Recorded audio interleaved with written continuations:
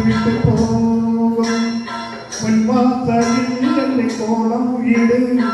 இல்லை என்றால் ஒரு சாபம் இடு பொன்னாலே